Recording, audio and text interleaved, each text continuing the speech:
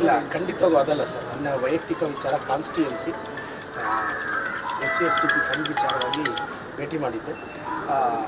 ನಾನು ಮಾನ್ಯ ಅನಂತಕುಮಾರ್ ಹೆಗಡೆ ಅವರು ಸಂಸ್ಕೃತಿ ಬಗ್ಗೆ ಮತ್ತು ಬಹಿರಂಗ ಚರ್ಚೆಗೆ ನಮ್ಮ ಸಿದ್ದರಾಮಯ್ಯ ಸಾಹೇಬರು ಕರೆದಿದ್ದಾರೆ. ನಾನು ಅನಂತಕುಮಾರ್ ಹೆಗಡೆ ಅವರಿಗೆ ಕೇಳಕ್ಕೆ ಬಯಸ್ತೀನಿ, ನೀವು ನಮ್ಮ ಸಿದ್ದರಾಮಯ್ಯ ಸಾಹೇಬ್ರ ಜೊತೆ ಚರ್ಚೆಗೆ ಬರೋದಕ್ಕಿಂತ ಮುಂಚೆ ಫಸ್ಟ್ ನಮ್ಮ ಜೊತೆ ಬನ್ನಿ. ಆ ಚರ್ಚೆಯಲ್ಲಿ ನೀವು ಗೆದ್ದರೆ ನಾನೇ ಸಿದ್ದರಾಮಯ್ಯ ಸಾಹೇಬ್ರ ಹತ್ರ ಕರ್ಕೊಂಡು ಹೋಗ್ತೀನಿ. ಮತ್ತು ತಾವು ಸಂಸ್ಕೃತಿ ಬಗ್ಗೆ ಮಾತಾಡಿದ್ರಿ ಅನಂತಕುಮಾರ್ ಹೆಗಡೆ ಅವರೇ.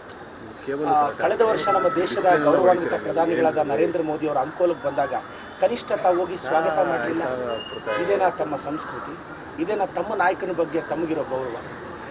ಶ್ರೀಯುತ ಅನಂತಕುಮಾರ್ ಹೆಗಡೆ ಅವರೇ, ನಿಮಗೆ ಗೌರವ ಕೊಟ್ಟು ಮಾತಾಡ್ತಿದ್ದೀವಿ, ಅದರ ಅರ್ಥ ನೀವು ಆ ಗೌರವಕ್ಕೆ ಯೋಗ್ಯರು ಅಂತಲ್ಲ.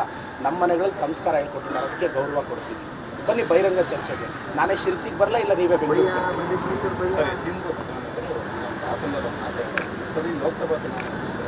ಇಲ್ಲ. ಅದು ಯತೀಂದ್ರ ಸಾಹೇಬರು ನನ್ನ ಪಕ್ಷದ ಸಾಮಾನ್ಯ ಕಾರ್ಯಕರ್ತ, ಅದ್ರ ಬಗ್ಗೆ ನಮ್ಮ ಹಿರಿಯ ನಾಯಕರು ಮಾತಾಡ್ತಾರೆ ಸರ್. ನನಗೆ ಅದ್ರ ಬಗ್ಗೆ ಮಾಹಿತಿ ಇಲ್ಲ.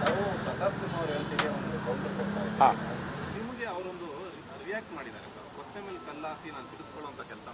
ನಾನು ಸಿದ್ದರಾಮಯ್ಯ ಸಾಹೇಬರು, DK ಸಾಹೇಬರು ಇಬ್ಬರ ಮುದ್ದಿನ ಹುಡುಗ.